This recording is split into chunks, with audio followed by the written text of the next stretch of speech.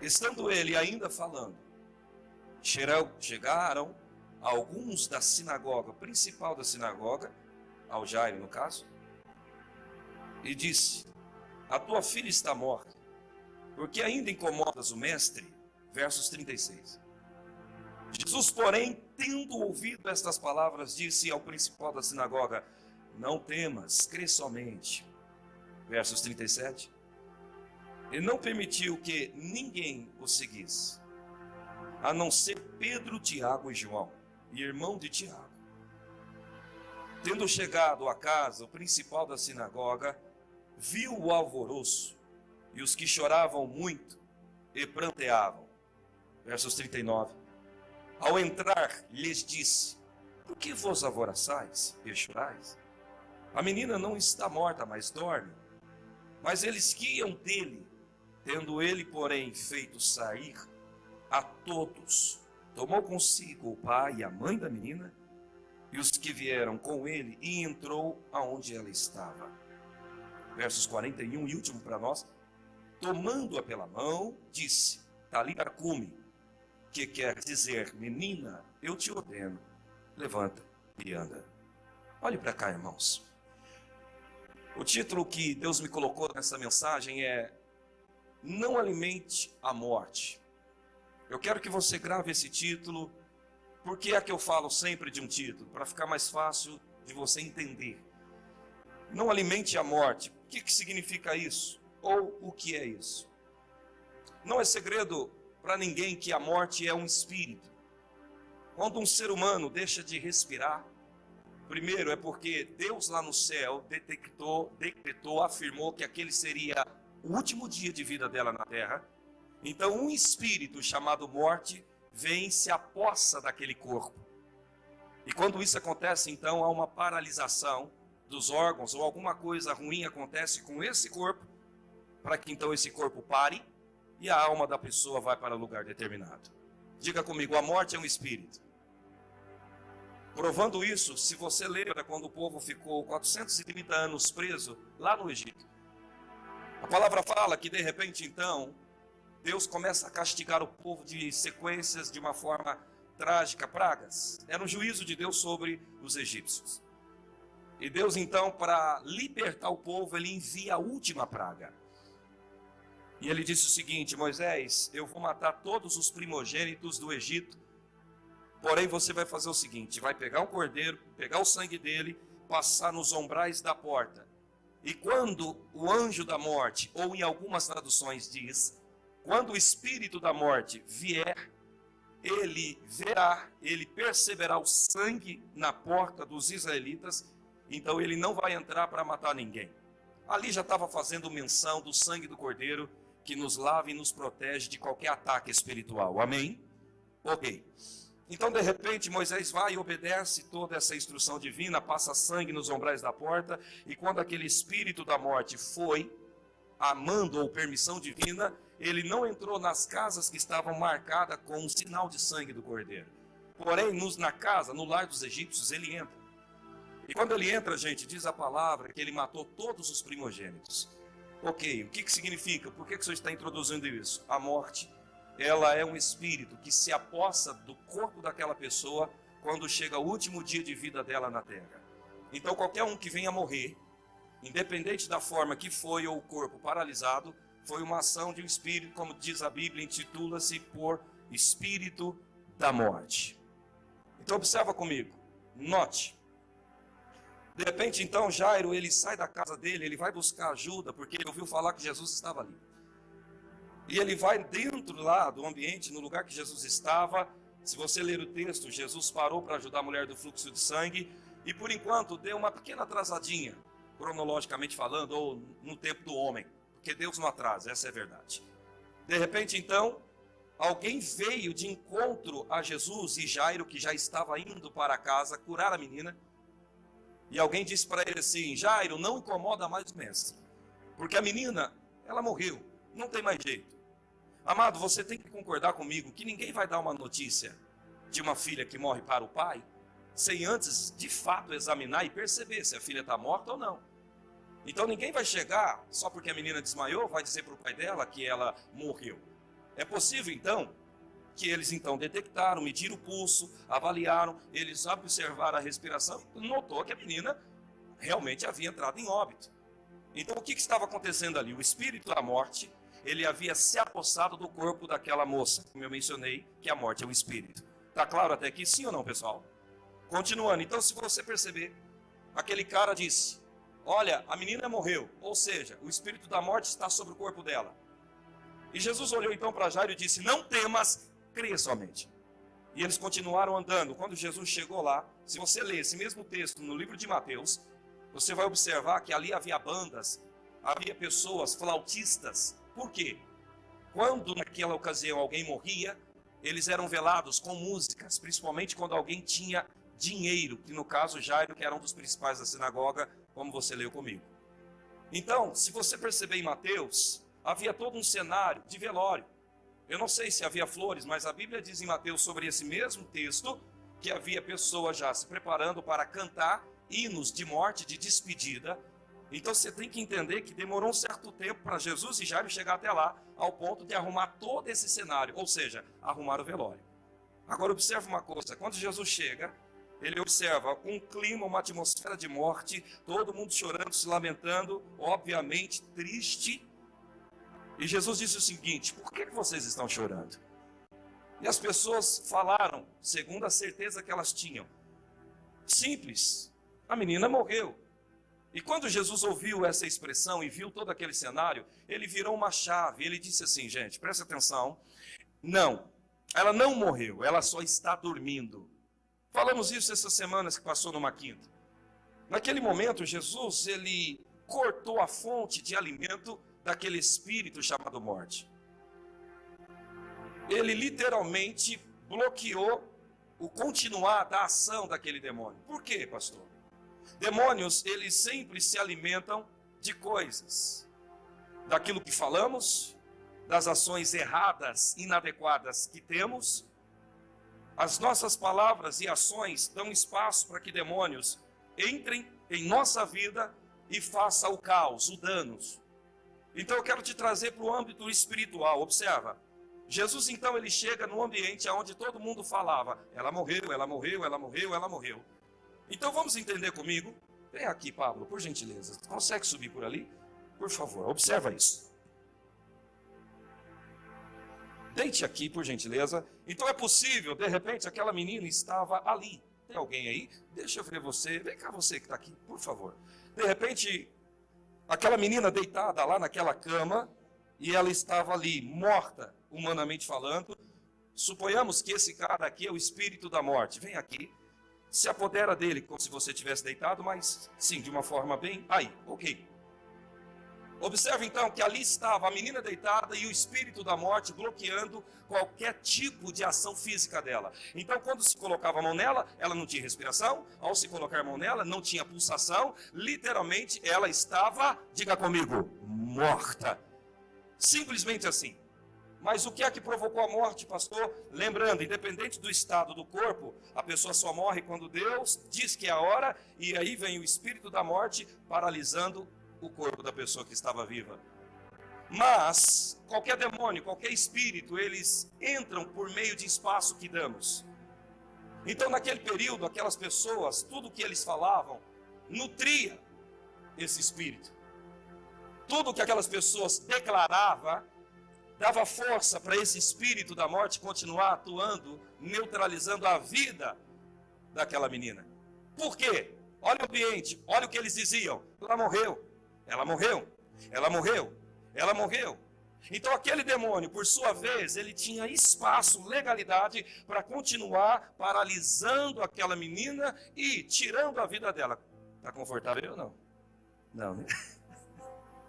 E aí, de repente, Jesus, antes de ir lá e orar por aquela menina, chamar para que ela saísse daquele estado, ele virou a chave lá dentro daquele ambiente. Ele disse o seguinte, não, ela não está morta, ela está dormindo. Eu entendo espiritualmente e com base bíblica que quando Jesus cortou essa fonte de alimentação verbal, ou seja, quando ele deixou de falar palavras de morte e disse palavras de vida sobre aquela menina, o espírito de morte foi obrigado imediatamente a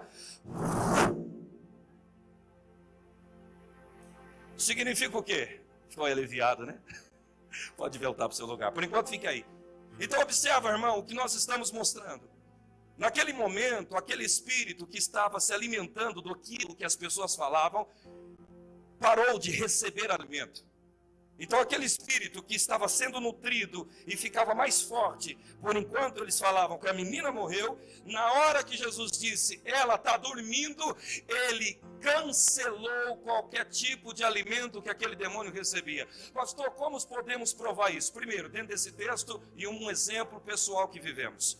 Algum tempo atrás, na verdade há muito tempo atrás, estivemos orando numa fazenda para um rapaz.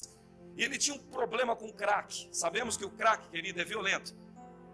É devastador. O cara abandona a família, abandona tudo, ele vira refém daquilo.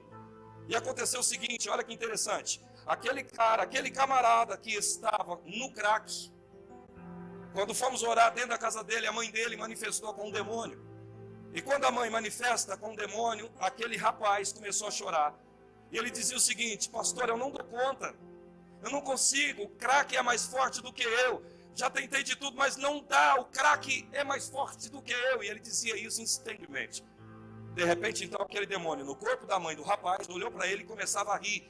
Aquele demônio ria e dizia assim, quanto mais ele fala isso, mais eu me fortaleço na vida dele. E aí eu parei a roda de todo mundo, dos pastores que estavam comigo, a pastora estava presente. Aí eu ensinei algo naquele momento. Aproveitei aquela oportunidade para mostrar para eles como o mundo espiritual influencia no mundo físico. E o que eu falo pode gerar morte ou vida na minha própria vida. E aí eu comecei a mostrar, tá vendo, pessoal? Como os demônios trabalham de uma forma bem específica quando criamos essa oportunidade através do que falamos. Tudo bem, você já ouviu falar talvez essas mensagens que você tem que tomar cuidado com o que você fala. Mas o que eu estou querendo mostrar para você é que o que falamos oferece então matéria-prima para Deus ou para o diabo trabalhar. Então naquela hora eu olhei para aquele menino que até então estava dizendo que não conseguia largar da droga e eu mudei a chave verbal, ou seja, a maneira dele falar sobre si mesmo. Eu disse para ele, então você não vai falar mais agora, não consigo. Diante desse demônio começa a declarar, não, eu consigo, eu sou liberto, eu não dependo disso. E imediatamente ele começa a falar, aquele demônio, sem orarmos, ele começou a ser queimado, ele começou a encolher e a mãe começou a gritar e de repente ele saiu do corpo da mãe dele. Naquele momento, aquele garoto, por gentileza, ele se levantou do estado caído que ele estava, ou seja, aquele demônio que se fortalecia com as palavras dele mesmo, perdeu força ao ponto de sair da vida dele. Agora detalhe, aquele moço nunca mais voltou a usar droga. Por quê? Havia um espírito que o conduzia naquele tipo de vida, que fortalecia o desejo pela droga. E como é que ele se livrou? Simples, esforço, lógico. Mas ele mudou a informação acerca dele mesmo. O que Jesus fez aqui foi semelhante àquele quadro que eu acabei de explicar aqui agora. Então eu preciso perceber o seguinte, qual é a minha situação? O que é que está acontecendo? Qual é a área que estou com problema? Você tem que tomar cuidado para não alimentar a morte ou o caos, ou aquilo que está destruindo a sua vida. De repente você está num problema, seja de saúde, financeiro ou familiar, e você está alimentando isso através daquilo que você afirma sobre o seu próprio estado. O que é que Jesus está me ensinando, pastor? A não dar matéria-prima para que o diabo trabalhe contra a sua vida. Então o que Jesus fez ali? Ele nem levantou a menina primeiro. A primeira coisa foi mudar as palavras que estavam sendo declaradas. Todo mundo, antes da chegada de Cristo, dizia, a menina morreu, o negócio faliu, a coisa vai fechar, a coisa está feia. Jesus anulou tudo isso com uma só frase, não, ela só está dormindo. Logo depois, o segundo passo foi, Talita cumi, levanta e anda. O que é que Deus está querendo ensinar? Obrigado. O que Jesus está querendo mostrar para você aqui, que você tem que parar para fazer uma reflexão agora acerca da sua vida. Afinal de contas, o que é que estamos enfrentando? E estamos alimentando o inimigo ou criando espaço para que Deus venha e atue na nossa própria realidade? Amado, essa palavra é prática, é algo poderoso. Falamos um pouco disso na quinta-feira que se passou, mas o que eu quero mostrar para você, que isso tem que ser desenvolvido como disciplina de vida. Existem alguns momentos na minha vida que eu sei que eu não tenho aquilo que eu precisava. Mas eu trabalho de uma forma, talvez, estranha, mais bíblica. eu nunca costumo declarar ausência. Eu sempre declaro em minha própria vida a abastança, o favor divino. Já ocorreu muitas ocasiões de eu não ter o recurso financeiro que eu precisava, eu diagnosticar que eu não tinha como pagar aquilo que estava por vencer, mas ainda assim, detectando aquilo, eu confessava mediante a palavra, ou seja, eu posso, eu tenho e Deus proverá. Deixa eu te mostrar uma chave que Abraão teve. Lembra quando ele vai sacrificar o filho lá no monte? De repente ele pega o cutelo, pega o fogo e daí por diante, tá. E aí a Bíblia diz o seguinte, que o menino Isaac pergunta, pai Abraão, aqui está a lenha, aqui está as madeiras, enfim. E aí, cadê o cordeiro? Abraão não tinha em mãos o cordeiro. E ele disse o seguinte, querido, que você tem que entender isso, por isso que eu estou repetindo de novo algumas coisas aqui. Deus proverá. Observa que ele não tinha, mas ele abriu espaço declarando o seguinte, Deus proverá. Diga para alguém do lado, diga, substitua as palavras de falta pelas palavras de abastança, de abundância, de conquista. Pastor, qual é a minha situação? Eu não sei, você sabe.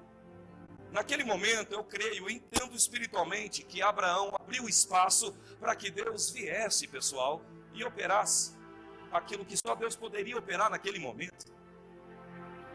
Acredite, essa é uma disciplina de vida que Jesus Cristo viveu em todo o tempo em que Ele esteve aqui. Então entenda uma coisa, você está diante de fatos e alguém está por trás disso.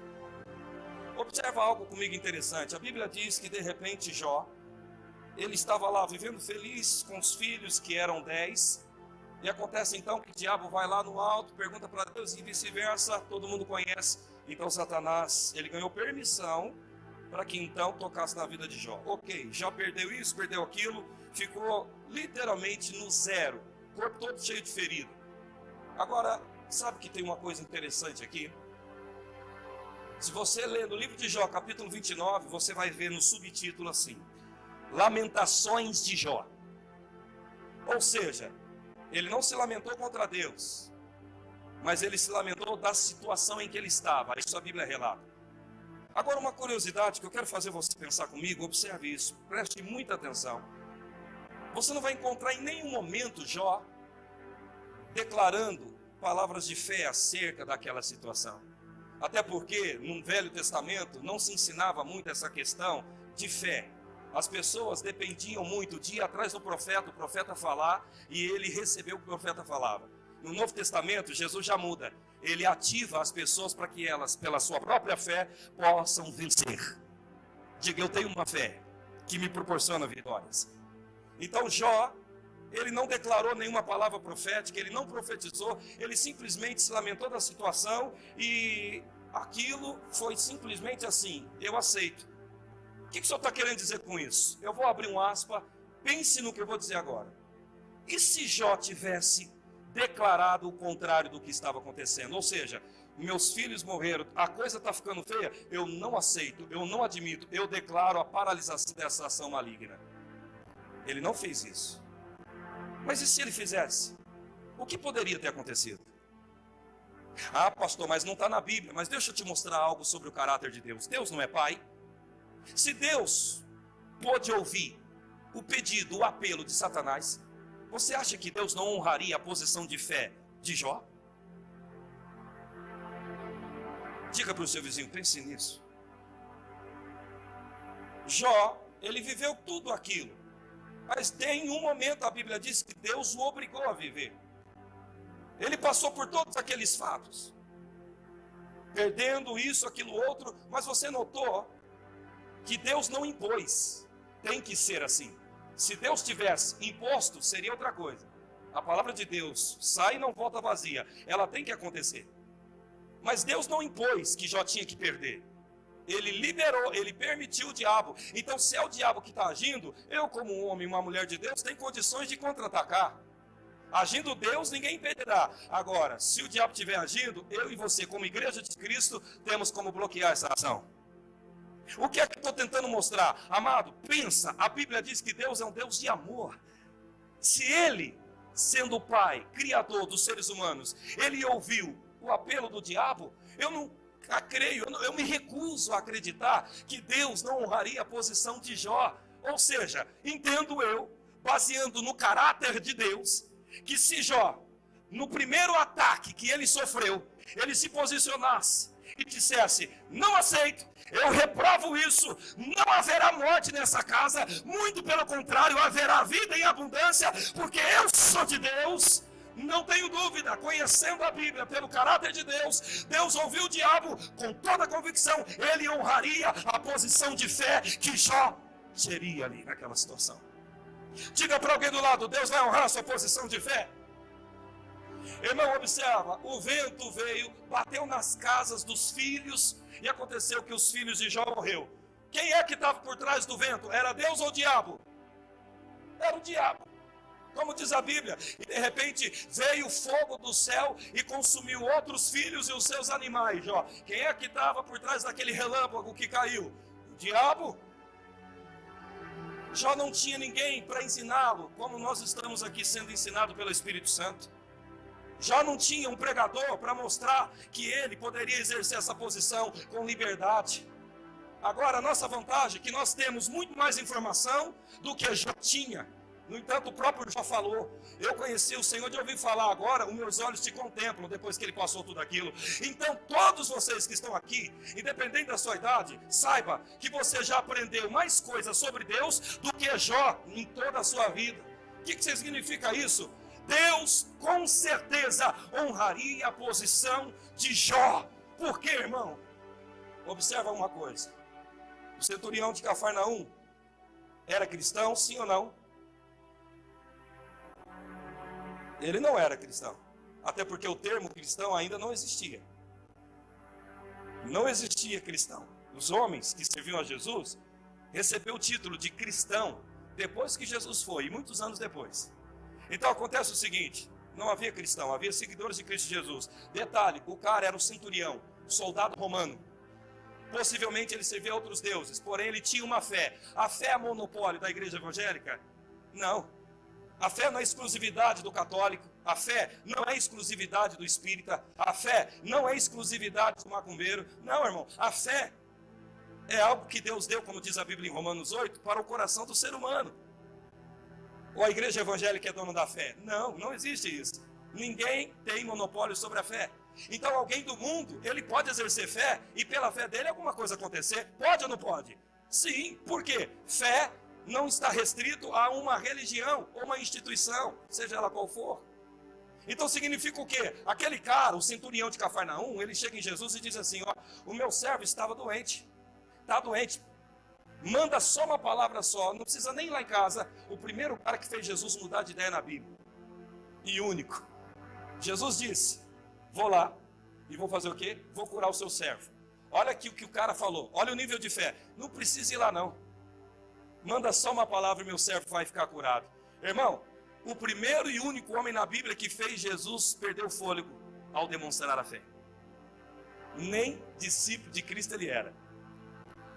Observa isso. Aí Jesus diz assim: pastora, olha, nem toda Jerusalém e nem toda a minha caminhada até aqui encontrei tanta fé como nesse homem. Eis, Jesus não via o homem fisicamente, embora Jesus conhecesse todas as coisas. Aquele cara, centurião, não era da turma de Jesus, não era seguidor de Jesus, mas Jesus fez questão de honrar a posição de fé daquele homem. Eu quero que você comigo pegue na mão de alguém e diga assim: tome uma posição de fé agora. Diga: para de falar as ausências da sua vida. Declare o favor divino sobre você. Deus vai honrar sua posição de fé. Aplaude Jesus, querido. É bíblico. Irmão, é uma coisa que está muito simples e clara. Sabe, às vezes nós temos dias, meses, momentos que realmente você olha e diz: eu não tenho, eu não posso. Ok, olhe, mas não fique dizendo isso, porque você vai criar um alimento que ou Deus vai trabalhar com isso ou o diabo. Então o que eu vou fazer, Reinaldo? Abrir espaço para que Deus faça. Como? Olha o que Jesus fazia. Mestre, despede a multidão porque não tem nada para comer. Jesus nunca aprovou aquilo que era negativo. Não, o que tem? 5 pães e 2 peixinhos, não vai ter que dar. Graças te dou, aí deu para todo mundo. A menina está morta, não, só está dormindo. Olha só. Aí, a mestre, já está fedendo. Faz 4 dias que o meu irmão morreu. Se o senhor tiver... Não, creia, eu não disse que ele vai ressuscitar. Então você observa, diante de algo negativo, Jesus sempre tinha uma palavra de favor. Você notou que isso era uma disciplina diária de Cristo? Então eu quero que você entenda, amados, que Jesus viveu esse nível de vida. Então por que não vamos viver? Posso te dizer uma coisa, não sou nenhum milionário. Tenho batalhas como qualquer um de vocês. Mas eu te garanto algo, não nos falta nada, e eu digo uma coisa, muita provisão vem de forma surpreendente. Aleluia. Mas o que é isso, pastor? É o Senhor que é o super-homem? Não, eu só estou tentando andar dentro do princípio que o próprio Cristo andou. Eu pago conta da escola, da família, comida, bebida, aluguel. Tem um monte de coisas que nós fazemos. E eu não estou me isolando no seguinte assunto financeiro, não. Eu estou falando até da sua saúde. Por exemplo, a minha filha foi no médico, uma certa época lá em Barretos, na nossa região, e o médico tinha diagnosticado um problema físico dela no corpo. E aí a minha esposa fez questão, ela teve coragem. Ela disse assim, não, minha filha não tem isso não. Eu não estou dizendo para você chegar no doutor e dizer que ele errou. Eles aprenderam, eles estudaram para isso, os médicos estão para nos ajudar. Mas quem disse que eu tenho que ficar aprovando tudo que eles falam? Tudo bem, foi detectado. Está lá, o diagnóstico mostrou. A chapa não mente, ok. Mas e aí? O que eu vou fazer diante dessa notícia ou dessa situação que é visível? Irmão, falar o favor de Deus não é ignorar os fatos. É mudar os fatos através da declaração que eu tenho da palavra. E tudo que a palavra me deixou é uma palavra de conquista, sucesso e vitória. Lembra disso, pastora? E aí, o que aconteceu? Graças a Deus, supostamente, segundo o diagnóstico da medicina, a minha filha tinha. E quem é que sai falando, quer ver? As coisas. Em que sentido? Eu e essa mulher aqui não falamos para ninguém da família que o médico tinha dito. Porque tem gente que chega, recebe uma notícia, dependente da escala da notícia, tudo bem, você quer desabafar, mas cuidado com a forma que você vai desabafar. Porque você tem que entender o que você fala, principalmente em meio de 2 pessoas, você sela aquilo sobre a sua vida. O que você fala em 2 é ligado no céu e é consequentemente ligado na terra. Então, quando o médico disse aquilo, nós ouvimos, mas não saímos propagando para a família. Minha filha está com isso, gente. Minha filha está com isso, gente. Minha filha deu isso no exame. O diabo não vai ter matéria-prima da minha boca. Se ele quiser, vai caçar outro, mas eu vou declarar o que Deus me diz. Minha filha é abençoada e curada em Cristo. Não está escrito que 2 de vós concordar na terra vai acontecer o quê? Vai ser ligado no céu. Olha a matemática. De repente você está concordando com tanta coisa e você não percebeu que você ora para aquilo sair, mas você que selou aquilo sobre a tua vida. Irmão, de verdade, no meu corpo já foi diagnosticado coisas que o papel falou, mas graças a Deus não se manifestou. Por quê? Há uma palavra em andamento aqui. A minha esposa está aqui, você sabe da história. Vem cá, pastora. Ela foi, quando ela estava no começo da fé, da caminhada da fé dela. Está vendo o cabelo dela? Vira para trás. Ok, quando eu conheci essa mulher, irmão, o cabelo dela era careca. Você consegue imaginar a pastora careca? Sabe? Tipo assim, ficava toda arrepiadinha. Você já viu quando a meninada passa gel no cabelo? Fica aquele negócio parecendo que assustou. O cabelo da pastora era assim quando eu conheci. Era quadradinho, sim ou não, pastora? Quadradinho do... Hã? Era igual corte de homem. Exato, quadradinho assim. Ela gostava de colocar uns brincão assim. Você olhava para a cara dela, você não viu a cara, você viu o brinco dos lados. E aí ela arrepiava o cabelo para cima assim. Quando eu conheci ela, eu falei, uai, mulher diferente, gente. Aí, pessoal, acontece o seguinte. O problema do cabelo é porque caía. Então não tinha como crescer. Porque o lúpus estava matando ela por dentro. Essa mulher aqui ficava todas as semanas, de 2 a 3 vezes por semana, tomando um soro que é semelhante à quimioterapia. Então o corpo dela estava detonado, os rins estavam paralisando, a coisa estava feia. Sim ou não, pastor? Sim, foi o pulmão, o rim e o coração. Eu pensei um dia, quando eu encontrei ela, eu falei assim, meu Deus, eu vou casar com essa mulher. Não, eu estou falando algo que ela não sabe. Primeira notícia. Escreve lá na Veja. Eu pensei com os meus botões, Deus, eu vou casar com essa mulher. Eu sou novo. Ela vai morrer e eu vou ser viúvo novo. De verdade, eu pensei isso. E ela também pensava isso, sim ou não, pastor? Ela pensava que ela ia morrer. Por quê? O lúpus, para a medicina, é uma tragédia, não tem cura. Quem já conhece essa doença? Gente morre torta direita por causa disso. Então depois que eu fiquei sabendo que ela tinha lúpus, eu comecei a pensar, meu Deus, onde eu fui amarrar meu bode, meu jegue, meu jumento, minha ovelha, sei lá. Porque eu pensava, e se eu tiver filho com ela, essa menina vai morrer mais cedo, eu vou ficar sozinho, viúvo, novo, desse jeito. Sabe, pensando tudo isso. Só que aí eu já tinha esse conhecimento da palavra, isso, aquilo, outro, o que nós fizemos? Comecei a mostrar para ela. Aí, vai, pastor, vai, Érica, e vai. Aí ela falou assim para mim um dia, não, eu vou crer. Não, sabe, aquela fé inicial, eu vou crer. Não, eu vou parar de tomar remédio, e eu vou fazer. E eu falei, vai, isso mesmo, creia. Eu vou crer. Lembra, pastor? Aí o que ela fez? Ficou uma semana sem tomar remédio. E o corpo dela pedindo remédio. Ela, não vou tomar, eu estou curada. E não vou tomar, eu estou curada. Eu não vou tomar. E o corpo dela, irmão, começou a inchar porque os rins não funcionavam direito. Então começou a ter retenção de líquido. Ela começou a passar mal. O olho inchava. Era uma coisa estranha de se ver. O estado dela foi piorando. E aí ela fez os exames e ela dizia, antes do exame sair, não, eu estou curada. E quando o exame saiu, ela disse para mim, quando foi pegar o exame, estava muito alegre, pastor Guilherme. Ela estava feliz demais. Sabe por quê? Ela estava convicta que estava ela tinha convicção. E aí ela foi, pegou o exame com o doutor Levi, da região de São Paulo, um médico especialista nesse assunto. E aí o que aconteceu? Quando ela pegou aquele exame, de repente ela tinha uma moto, né, uma Titanzinha 125, eu estou parado, eu estou vendo ela assim, ela desce da moto já chorando. Pôs o capacete assim, e o que foi? Olha o que saiu no exame. E chorava. E lambrocava assim. E chorava. Aí acontece o seguinte. Eu esperei ela chorar. Chorou bastante.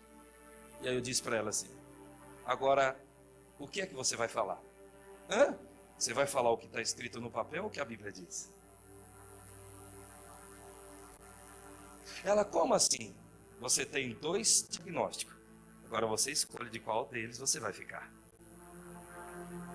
Pergunta para o seu vizinho, quais diagnósticos que você tem? O que você escolher é o que vai se manifestar. O médico, pelo papel, ok, estava correto. Mas quem disse que a Bíblia estava mentindo só porque o papel falava outra coisa? É questão de escolha. O que é que eu vou aceitar sobre mim? Então o que aconteceu? Posição. E aí, passou depois o processo e o doutor, fizeram bateria de exames depois de um tempo, irmão, era um Deus nos acuda para ela conseguir a medicação, porque custava 3 mil, pastora, cada injeção? Não, cada frasco eu tomava 4. Cada frasco, 3 mil, era uma briga para conquistar isso. Quanto tempo faz que você já não toma isso, pastora? 10 anos. E aí o médico falou que ela ia morrer. Ela está morta? Será que eu casei com um fantasma, gente? Eu não estou sabendo. É capaz de viver até mais do que eu agora. Aplaude a Jesus. Obrigado, pastora. Vocês entenderam aqui?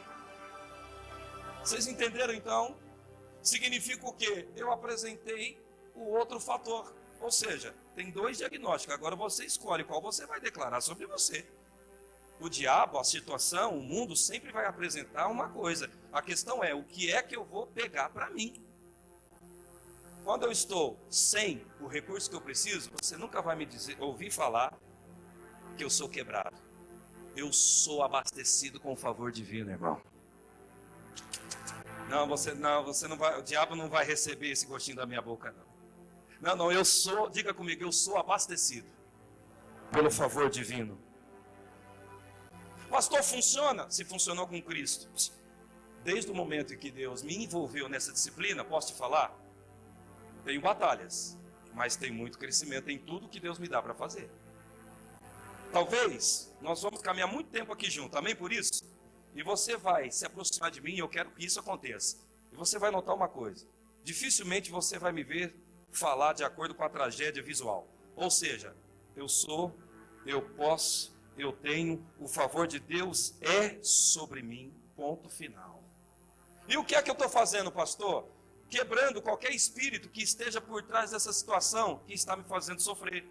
Se a tempestade de Jó foi provocada por um demônio, então por que você também não pode entender que os demônios que atuaram lá, continuam atuando hoje por trás de problemas? Entendeu isso, gente? Se aquilo que Jó vivenciou tinha um espírito por trás daquilo, então por que você não entende aqui, em nome de Jesus, que demônios também, eles atuam ainda da mesma forma por trás de situações? Jó não se posicionou, porque se ele posicionasse, Deus honraria a fé de Jó, honrou a do centurião, que nem servo de Cristo era. Então será que ele não vai honrar a nossa fé, o nosso posicionamento? É lógico que sim, pessoal. Entenda isso, gente. Ele pode, ele quer, ele vai honrar sim meu posicionamento de fé. Então, se eu aqui agora decidir, estou me colocando no seu lugar, eu decido substituir as palavras de falta pelas palavras de favor. Eu substituo hoje as palavras de destruição pelas palavras de conquista. Eu substituo hoje do meu vocabulário tudo aquilo que me trazia destruição por aquilo que vai trazer restituição. Deus honrará o seu posicionamento de fé, querido. Posicionamento não é apenas agora, é amanhã, é depois, é até sair dessa terra. Acredite que você vai ver as escalas crescerem de vitórias na sua vida. Pastor, é assim que funciona? É. Então, meu irmão, não alimente os demônios que estão por trás dessa notícia ruim que você recebeu. Não alimente os demônios que estão por trás desse tempestade que você está passando. Não alimente os demônios que está por trás da doença que foi diagnosticado lá quando você foi no último exame do doutor. Não alimente aquela circunstância que está te destruindo, te deixando mal emocional. Não alimente. Não alimente, paralise eles hoje. Muda a chave.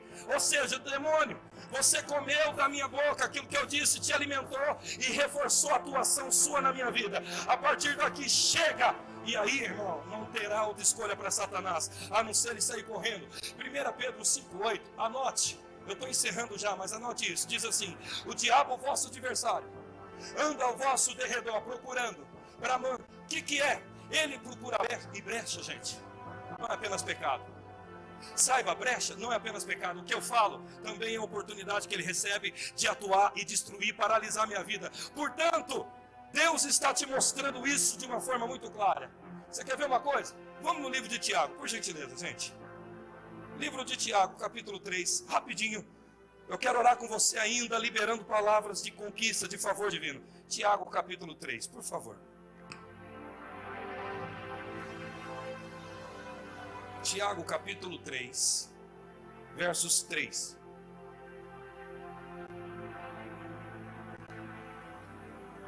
Quando se encontraram, digam amém. Ok. Antes de ler, depois você vai procurar na sua casa em Efésios, ou vou te dar o texto aqui e você vai anotar. Por que o senhor não está falando direto o texto? Para abreviar o tempo, para ficar mais fácil e mais rápido. No livro de Efésios 4, 27 diz assim: não deis lugar ao diabo. Anote no seu caderno. Efésios 4, 27. Não deis lugar ao diabo. Algumas pessoas ao olhar isso, elas pensam: não dá lugar ao diabo, pastor, quer dizer apenas não pecar? Não, irmão. Brecha não é só pecado. Palavras também são oportunidades que o diabo tem de entrar e destruir a nossa vida. Fui atender um pastor, antes de ler isso aqui, deixa eu te explicar essa história que aconteceu. Esse pastor, ele estava passando por muita dificuldade ministerial, sabe? Muita coisa estava acontecendo na vida dele, ministerialmente falando. Família não estava bem. Financeiramente ele estava, meu Deus, só Jesus na causa. Algum tempo atrás isso. E aí ele me chamou: pastor, vem cá, vamos conversar, me ajuda. E na conversa aconteceu algo interessante. Ele falando.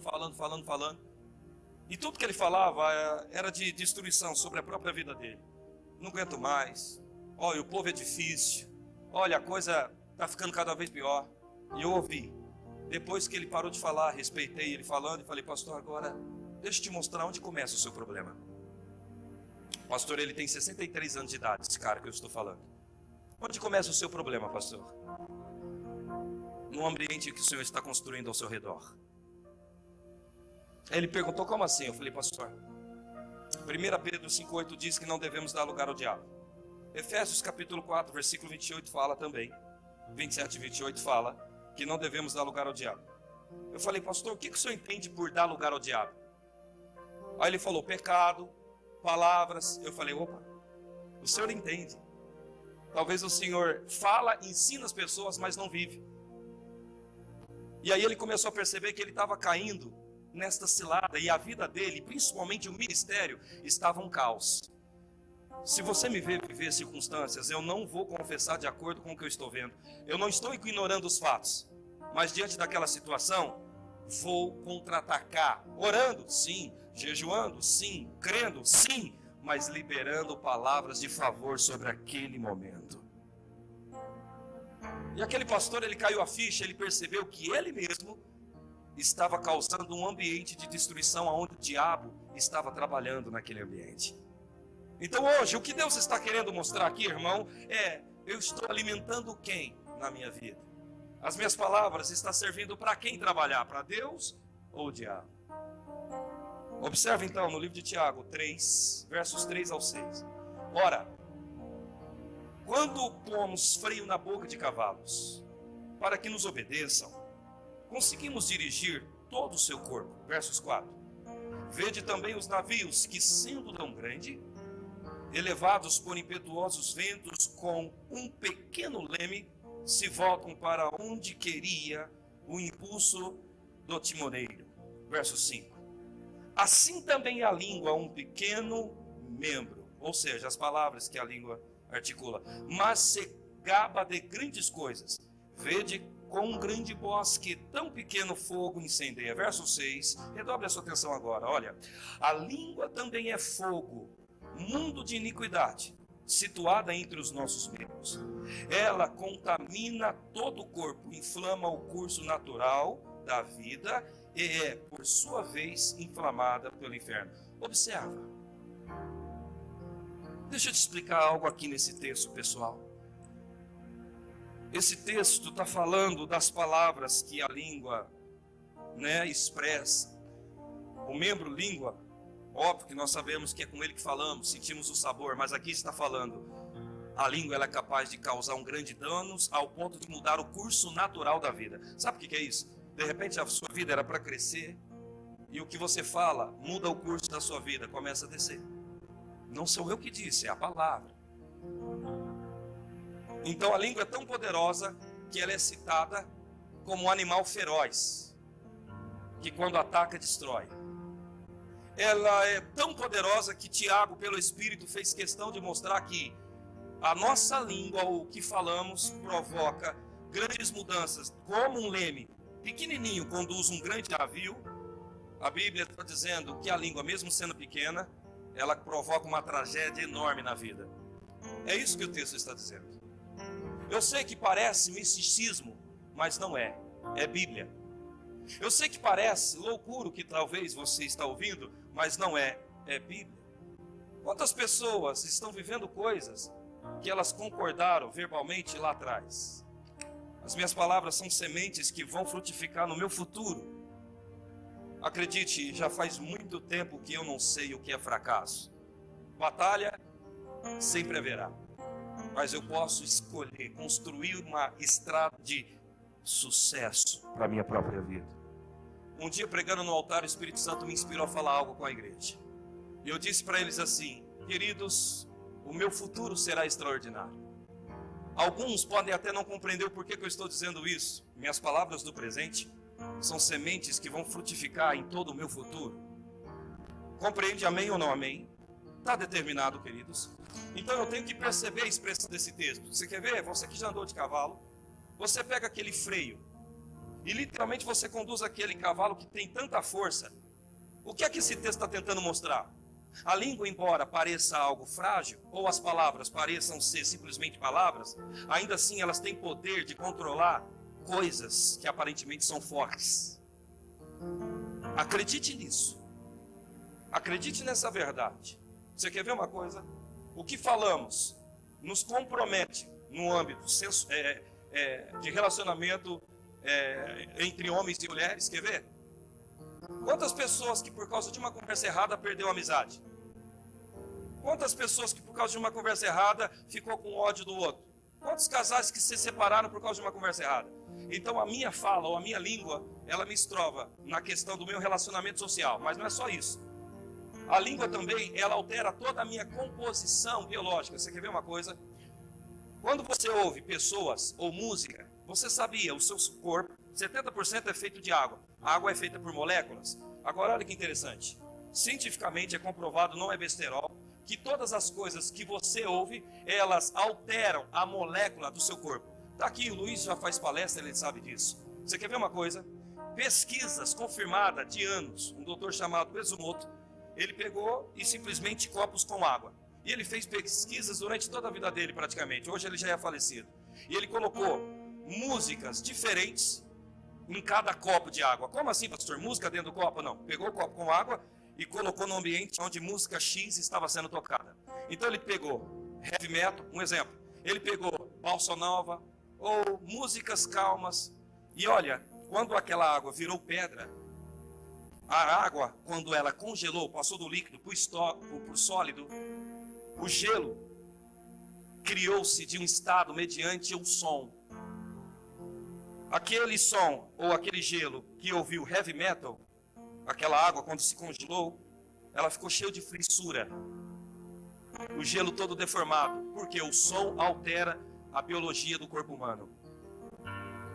E aí quando ele passou do som que tinha escutado ópera, que é algo mais pacífico, mais calmo, o gelo ficou cristalino e cheio de detalhes bonitos. Olha só. E aí ele foi escalando o som. Significa o quê? As palavras que eu falo para você, elas operam no ambiente espiritual, físico e biológico. O que eu estou falando está também nesse momento alcançando o seu espírito, mas também trabalhando no seu estado biológico. Por isso que você, de repente, entra num culto carregado e você sai leve. Quem já viveu isso? Porque as palavras, ela trabalha tanto no espírito, quanto também na minha condição biológica. Amém? Então significa o quê, pastor? Observa. As palavras, ela atuam em todas as realidades que existem. Mundo físico, mundo biológico e mundo espiritual. Provérbios fala, cuidado, o poder da vida está na boca e da morte também. Então, irmão, se a própria ciência fala que o som, aquilo que falamos, muda, deforma ou forma, então eu tenho que entender que a Bíblia nunca esteve errada, até porque tudo aquilo que a ciência fala, a Bíblia já falava muito antes. Amém ou não amém? Não tem essa, a ciência descobriu algo agora, e quando você estuda a Bíblia, você já vê que estava lá faz muito tempo. Então o que o doutor Matsumoto, que já é falecido, durante 8 anos estudou sobre moléculas, quando ele descobriu, era mais fácil ele ter lido a Bíblia, porque ela já falava. O que o senhor quer dizer com isso, pastor? Então, irmão, se a ciência entende que o que eu falo muda o ambiente em que vivo, até fisicamente, então por que eu vou menosprezar isso na Bíblia? Não, eu devo avaliar. Eu devo prestar atenção exatamente no que é que eu estou expressando, o que é que eu falo sobre a minha própria vida. Quando eu estou diante de algo que está me faltando, o que é que eu declaro, a falta ou o favor divino? Eu tenho que entender que as minhas palavras, elas acessam o reino espiritual também e materializa no reino físico. O que 2 de vós ligares, concordar na terra, pronto, será ligado no céu. Aí de repente 2018 a crise estava feia, aí você chegou na mão de alguém e disse assim, rapaz, a crise está feia, né? Aí o outro de lá concordou. Não concorde com aquilo que vai te destruir. De repente você é um vendedor, foi vender produto para a moça da loja ou para o balconista, e aí ele disse o seguinte, rapaz, eu vou comprar pouco porque a coisa está feia, e você, realmente, né, está feia. Ok, não é sair como doido aí reprovando o que as pessoas falam, mas tem um posicionamento de fé, de acordo com essa palavra, irmão. É assim que você tem que trabalhar. Por isso que Tiago faz questão de mostrar isso. Agora eu quero te mostrar uma coisa, você só simplesmente anote ou abra. Lá no livro de Hebreus capítulo 10, 28 diz assim, o meu justo todavia viverá pela fé, e se recuar, a minha alma não tem prazer dele. Viver pela fé, pessoal, não é ignorar os fatos que me cercam, mas é confessar a minha fé. E fé, ela não confessa a falta. Quer ver uma coisa? Quando você conversa com uma pessoa, você escuta o que ela fala, e o que ela fala demonstra o nível de fé que ela tem. Jesus mostrou isso no centurião de Cafarnaum. O cara falou, mande uma palavra, não precisa ir. Essa expressão, mande uma palavra e meu servo será curado, Jesus percebeu o nível de fé que aquele centurião tinha. Então a minha confissão sobre a minha vida e sobre as circunstâncias em que eu me encontro, demonstra o nível de fé que eu possuo. Então, irmão, viver pela fé não é ignorar o problema que existe. Ele existe, está lá. Mas a questão é, o que eu vou falar? Palavras de fé ou palavras que vão destruir mais ainda a minha vida? Davi, ele fez algo, moço. O Golias estava lá e Davi disse, ninguém vai poder destruir aquele gigante. E de repente Davi disse, vou matar. Ainda hoje a cabeça desse gigante estará na minha mão. Eu aprendo com Davi a nunca começar algo sem primeiro liberar uma palavra de fé sobre aquilo que eu vou fazer. Você pode dizer para alguém do lado assim, o que é que você está para começar na sua vida? Diga, comece. Mas antes de começar, libere uma palavra de fé. Davi não tinha nem ido guerrear. Davi não tinha ido nem para o campo de batalha. E lá dentro do palácio ele fala para Saul assim, ó, Saul, eu vou matar esse gigante. Eu creio que no alto Deus deve ter olhado e dito, vou conjecturar, vou tentar imaginar com você. Eu precisava de alguém falando isso.